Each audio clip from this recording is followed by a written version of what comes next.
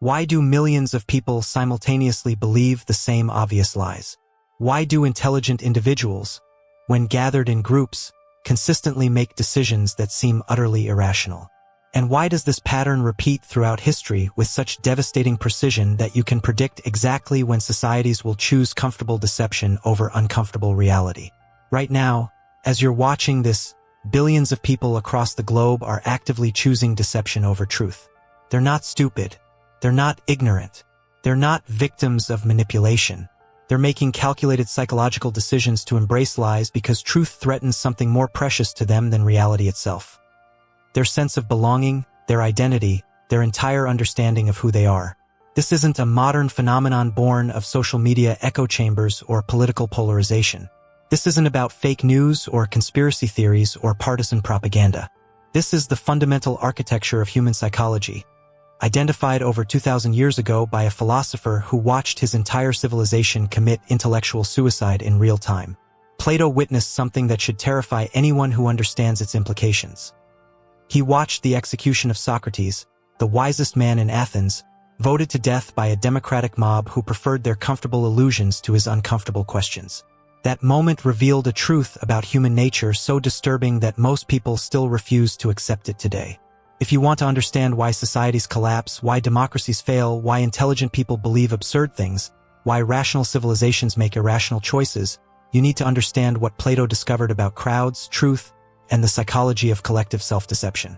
Subscribe now because what you're about to learn will fundamentally change how you see human behavior, social movements, political systems, and the hidden forces that determine whether civilizations survive or destroy themselves.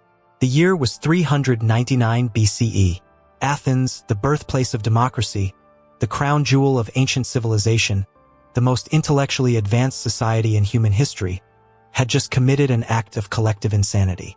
They had sentenced Socrates to death, not for murder, not for treason, not for corruption, for asking questions that made people uncomfortable. Think about this for a moment. The most advanced civilization of its time chose to execute its wisest citizen because he insisted on examining their beliefs, challenging their assumptions, forcing them to think clearly about their most cherished convictions. The crowd that condemned him wasn't composed of ignorant peasants or bloodthirsty barbarians.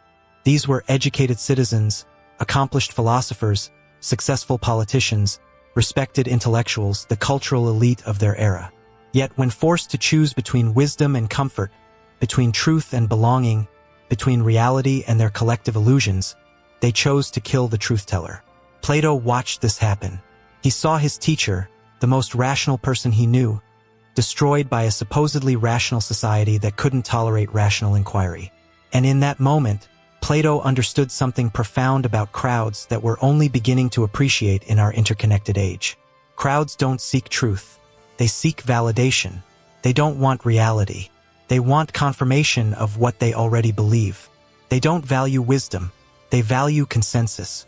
And they will systematically destroy anyone who threatens their collective delusions, no matter how intelligent, how moral, or how beneficial those challenges might be.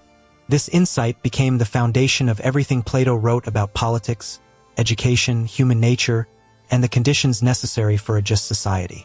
He realized that democracy, as Athens practiced it, contained a fatal flaw. It assumed that truth could be determined by majority opinion, that wisdom was somehow democratically distributed, that crowds were capable of making rational decisions about complex realities. But here's what makes Plato's analysis even more devastating. He discovered that crowds don't just accidentally prefer lies to truth.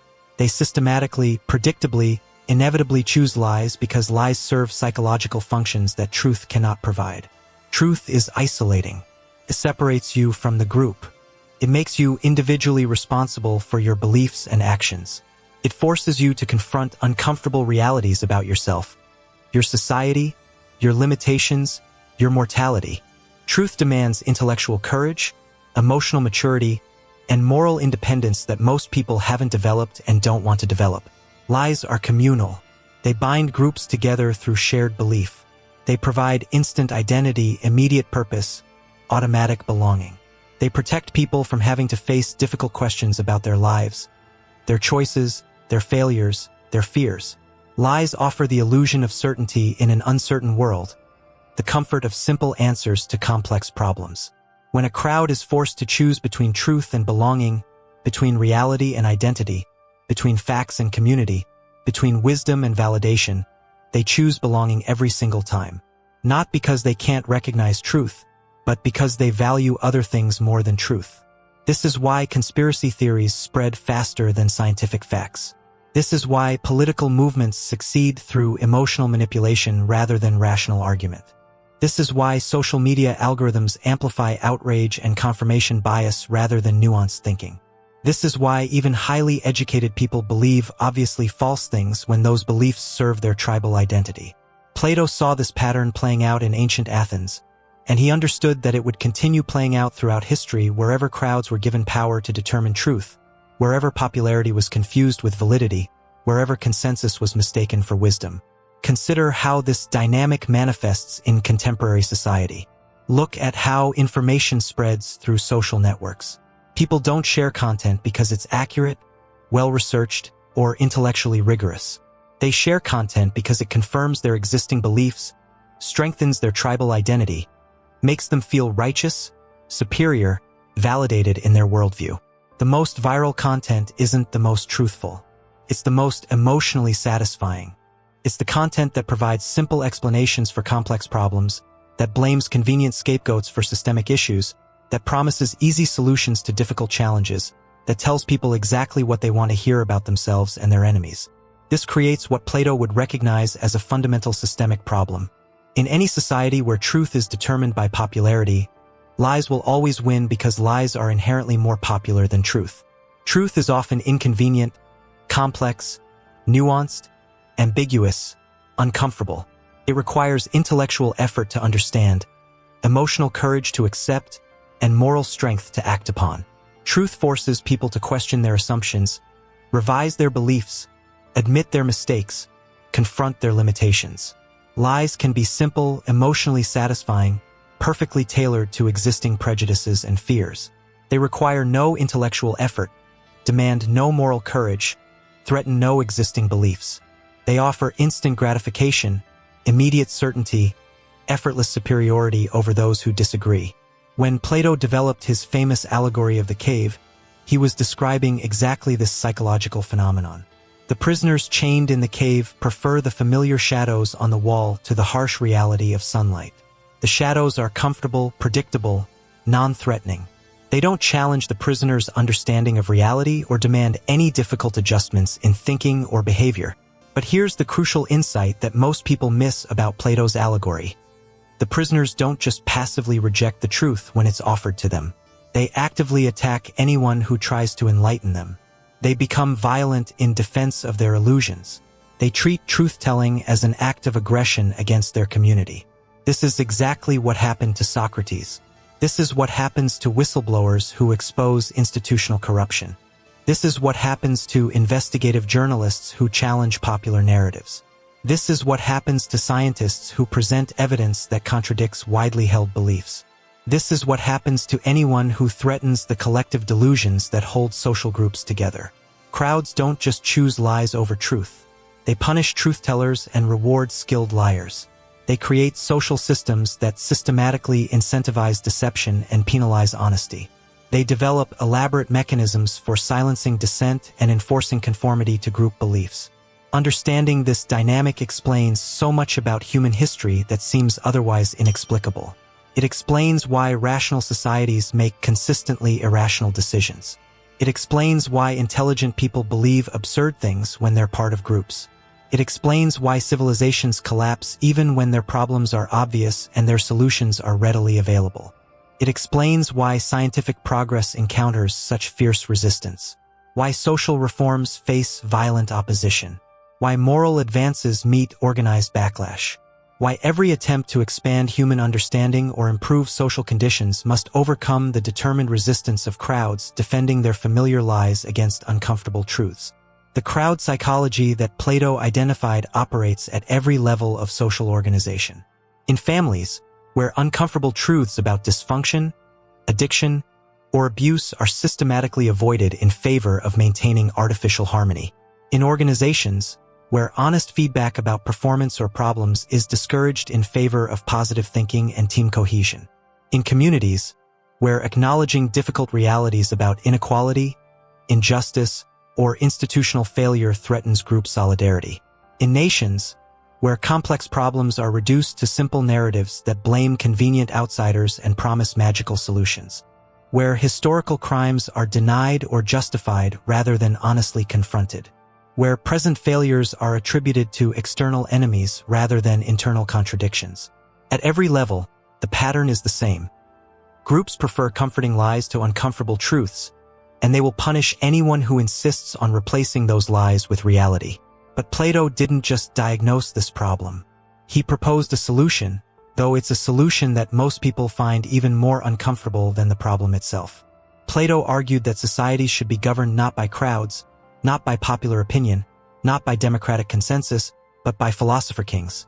Individuals who have undergone rigorous intellectual and moral training, who have learned to prefer truth over popularity, reality over comfort, wisdom over validation. This sounds profoundly elitist to modern ears, and in many ways it is. But Plato's point wasn't that some people are inherently superior to others. His point was that seeking truth, thinking clearly, and making wise decisions require specific skills, disciplines, and character traits that most people haven't developed because they haven't been properly educated and because they lack sufficient motivation. Just as we don't allow untrained people to perform surgery or design bridges or pilot aircraft, Plato argued, we shouldn't allow intellectually and morally untrained people to make decisions about truth, justice, and the organization of society. This idea horrifies contemporary sensibilities because we've been taught that everyone's opinion is equally valid, that democracy means giving everyone an equal voice regardless of their knowledge or wisdom, that expertise is a form of oppression rather than a necessary qualification for complex decisions. But Plato would argue that these beliefs themselves demonstrate exactly the kind of crowd thinking that leads societies to systematically choose lies over truth. We prefer the comforting democratic lie that all opinions are equal to the uncomfortable aristocratic truth that some people know more than others, that some ideas are better than others, that wisdom is rare and difficult to achieve. The consequences of this crowd-driven approach to truth are visible everywhere in contemporary society. We see them in the systematic rejection of scientific consensus on climate change, vaccine safety, and evolutionary biology. We see them in political movements that promise simple solutions to complex problems while demonizing experts who point out the complexity. We see them in social media platforms that amplify popular misinformation while suppressing accurate but unpopular information. We see them in educational systems that prioritize self-esteem over intellectual rigor, that avoid challenging students' existing beliefs, that treat all perspectives as equally valid regardless of evidence. We see them in news media that tailors coverage to audience preferences rather than factual accuracy, that sensationalizes trivial controversies while ignoring important but complex issues, that treats politics as entertainment rather than serious governance. Most troubling, we see them in the emergence of what philosophers call post-truth culture. A society where the very concept of objective truth is rejected in favor of subjective experience and tribal loyalty, where facts become matters of political opinion, where reality itself becomes optional. This represents the complete triumph of crowd psychology over rational thinking. When truth itself becomes a matter of democratic consensus, when facts become partisan talking points, when reality becomes a social construction, we've reached the logical endpoint of the dynamic that Plato identified 24 centuries ago. Yet Plato also understood that this dynamic isn't inevitable or insurmountable. Individuals can escape the cave. They can learn to prefer truth over comfort, reality over illusion, wisdom over validation. But it requires enormous effort, sustained discipline, considerable courage, and often painful sacrifice of social belonging and popular approval. The process Plato described as philosophical education involves systematically questioning everything you believe, examining the logical foundations of your assumptions, developing the intellectual tools necessary for clear thinking, and cultivating the moral courage to accept uncomfortable truths about yourself and your society. This isn't just an academic exercise or intellectual hobby. It's a profound transformation of character that enables individuals to resist crowd psychology and make decisions based on reality rather than social pressure, on evidence rather than emotion, on reason rather than tribal loyalty. But here's the tragic paradox that Plato identified. The people most capable of this philosophical transformation are often the least motivated to pursue it. because they benefit from existing systems and have little incentive to challenge prevailing orthodoxies. And the people most motivated to seek truth are often the least equipped to handle the psychological demands of genuine philosophical inquiry. This creates what Plato saw as a nearly impossible situation. Societies desperately need philosopher-kings to survive and flourish, but they systematically prevent the development of philosopher-kings and punish anyone who attempts to become one. The solution, according to Plato, requires a complete restructuring of education and social organization. Instead of teaching people what to think, we need to teach them how to think. Instead of rewarding conformity and popularity, we need to reward curiosity and intellectual courage. Instead of making truth subordinate to consensus, we need to make consensus subordinate to truth. But implementing such radical changes requires exactly the kind of philosophical leadership that crowds consistently reject. It's a bootstrap problem. We need wise leaders to create a society that systematically produces wise leaders, but we can't get wise leaders without a society that values wisdom over popularity. This doesn't mean the situation is entirely hopeless. Throughout history, exceptional individuals have successfully resisted crowd psychology and maintained their commitment to truth, even when it required enormous personal sacrifice. Scientists have maintained intellectual integrity despite social pressure and professional consequences. Artists have continued creating authentic work despite market demands and critical opposition. Moral leaders have stood for justice despite popular hostility and violent persecution. These individuals demonstrate that it's possible to escape Plato's cave, to choose truth over lies, reality over illusion, wisdom over validation. But they also demonstrate how rare and difficult such choices are, how much courage and discipline they require, and how much most people are willing to sacrifice to avoid making them. The question each of us faces is whether we're willing to pay the price of philosophical truth. The loss of comfortable illusions, the sacrifice of easy social belonging, the burden of thinking for ourselves rather than letting crowds think for us, the responsibility of forming our own judgments rather than accepting popular opinions.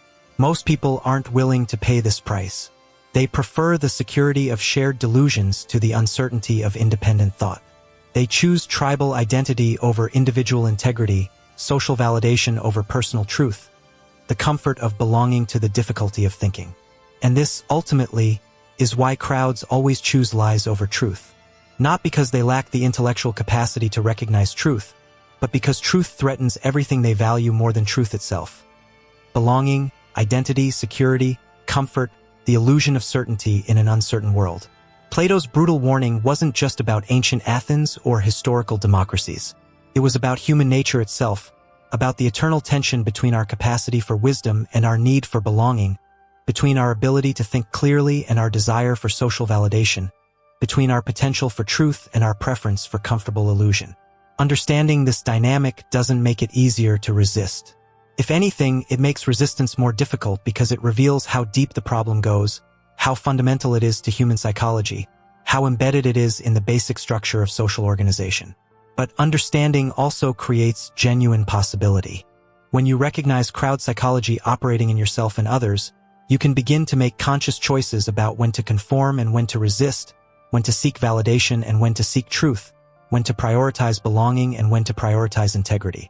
You can develop what Plato would call philosophical immunity, the intellectual and moral capacity to maintain independent judgment even when surrounded by people who have surrendered their ability to think for themselves.